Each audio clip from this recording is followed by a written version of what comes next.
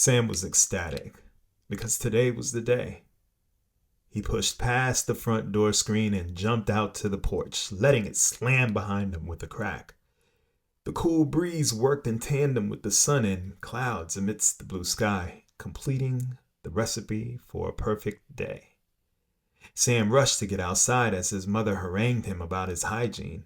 Teeth? Brushed, he replied, annoyed. Lotion? She inquired. Sam scratches his skin, hoping not to leave an ashy trail. I'm good, he proclaimed. Deodorant? Sam paused and thought for a minute.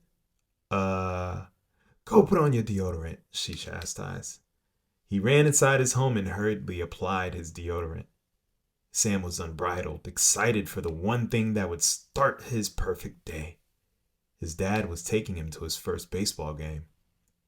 The phone call came a week earlier, when his father told him that he had the best seats in the stadium. Home run row, Sammy, home run row. That's where we're parked, he said with the enthusiasm of a car salesman. Sam wouldn't know if his dad was making it up because he'd never been or seen a real game in his 7-year life. Everything he knew about baseball came from TV and a few conversations with his classmates. But there he was, rushing to get to the porch, unable to contain his excitement.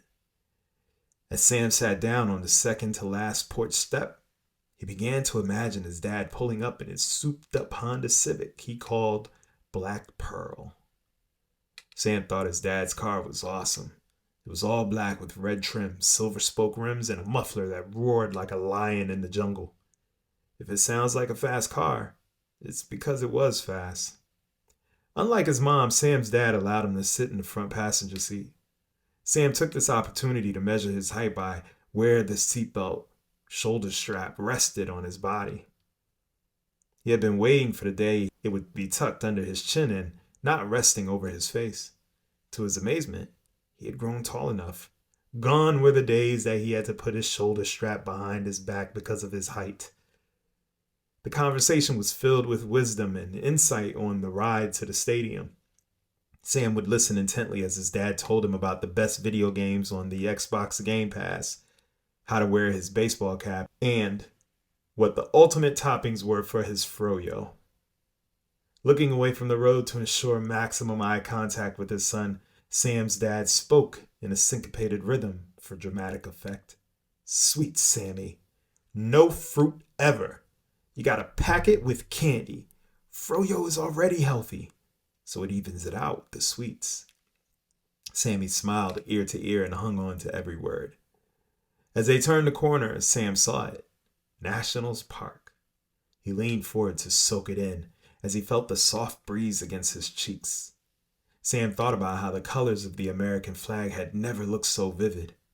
He saw the Nationals mascot in front of the building taking pictures with fans.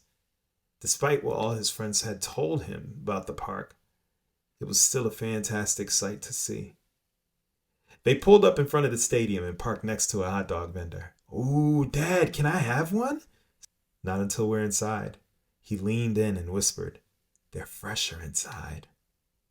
Dad held Sam's hand as they passed different concession stands inside the stadium. Sam could smell what each stand was selling by the unique aroma that filled the air.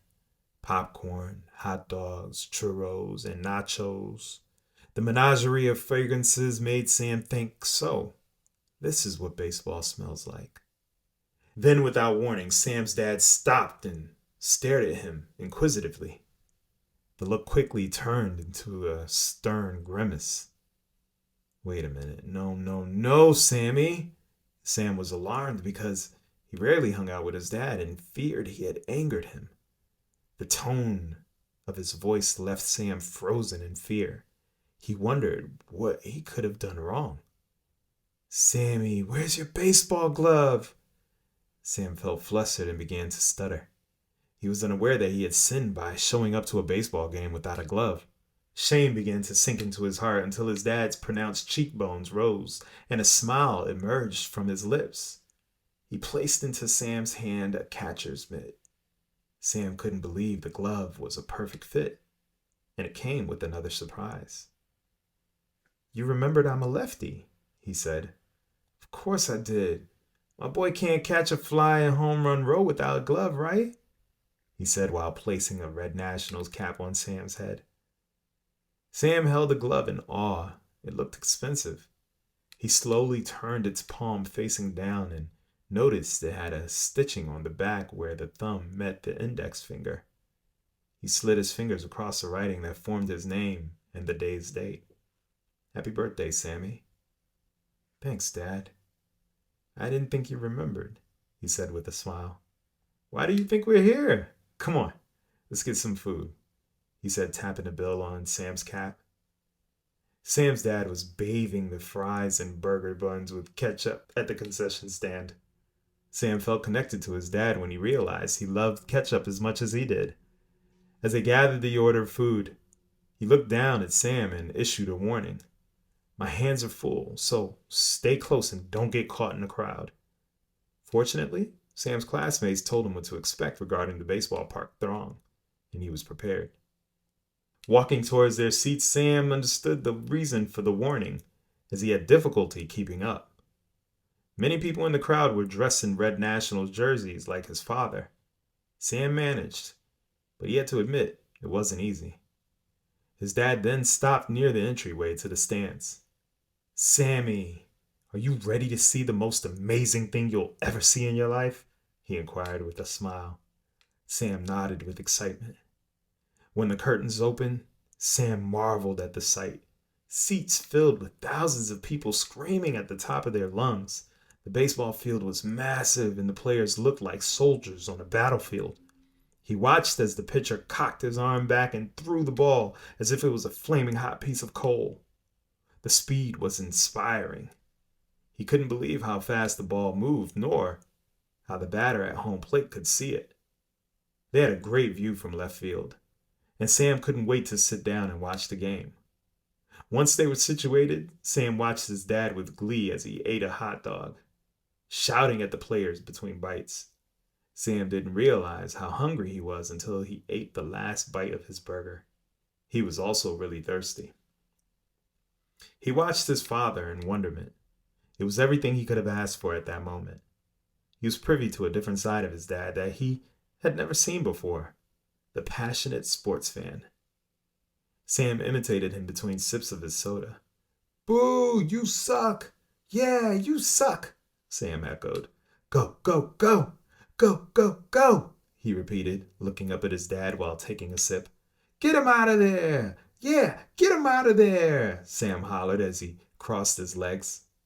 Watching his dad riding the emotional roller coaster made the game more exciting. Sam was fixated, so much so that it took him a moment to notice that the other side of the stadium began to shimmer like silk. All the rows in the distance started to cascade and flow towards his section. Sam was amazed at the sight, and his dad leaned in and said, Here it comes. Sammy, get ready. Sam was confused and shouted anxiously, What do I do?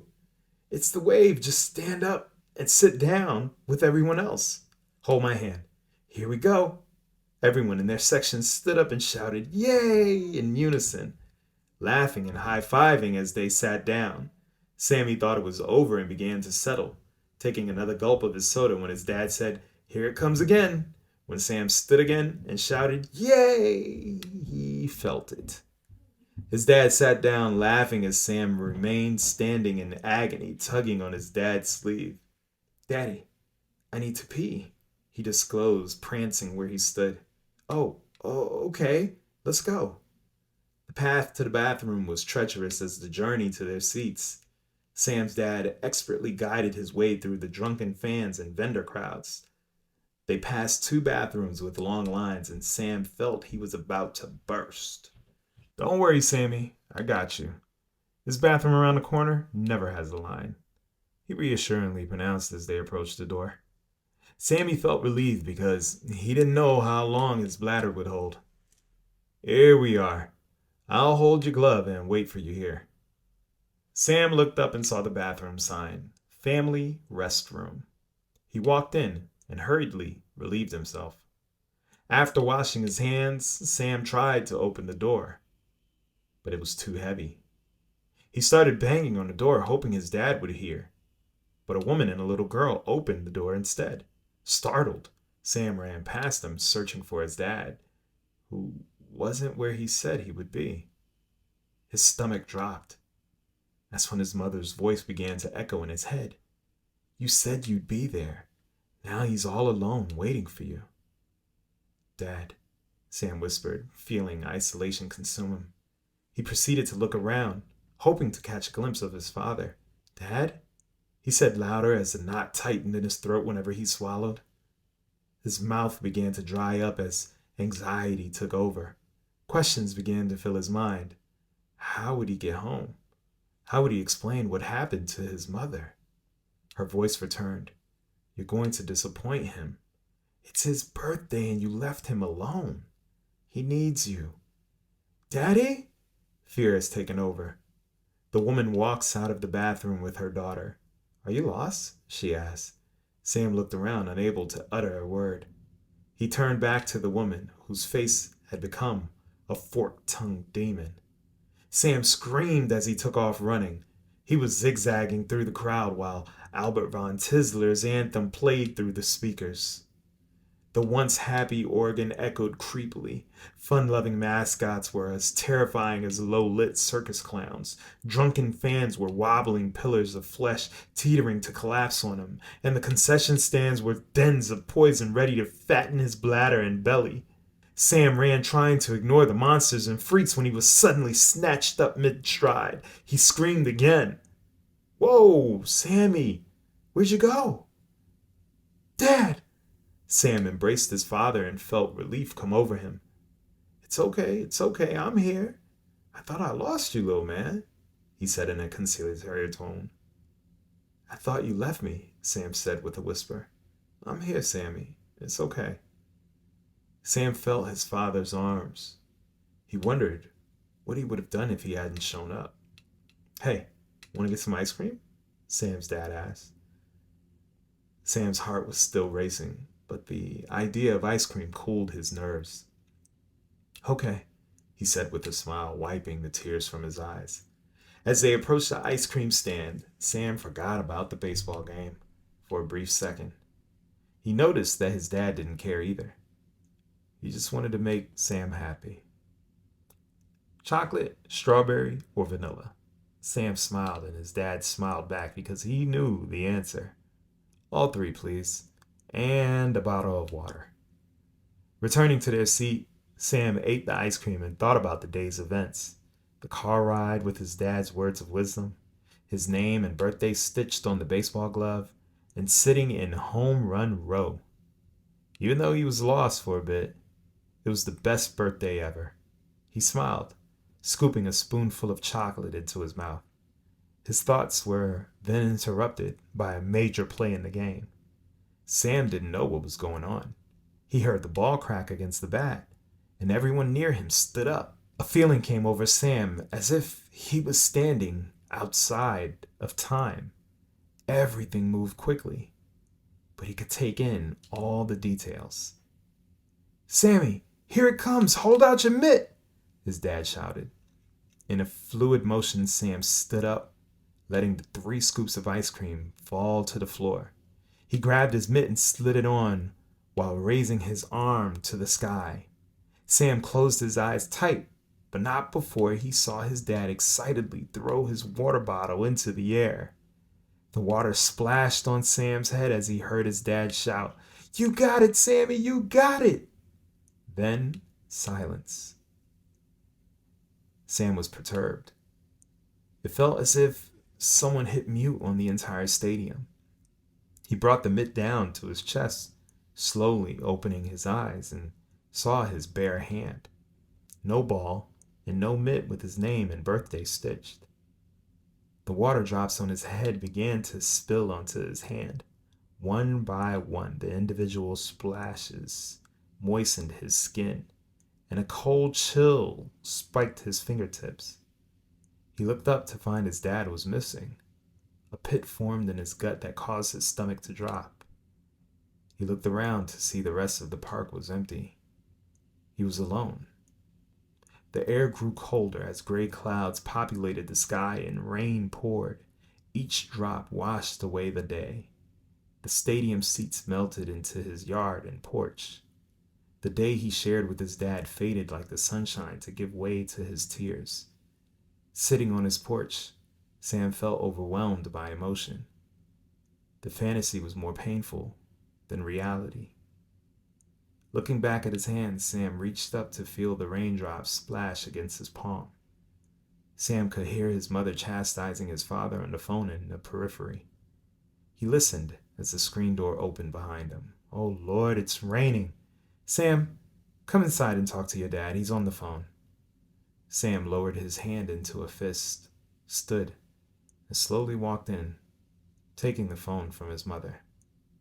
Hello? Sam dejectedly murmured.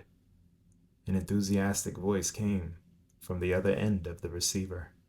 Hey, Sammy! I'm sorry I couldn't make it out today.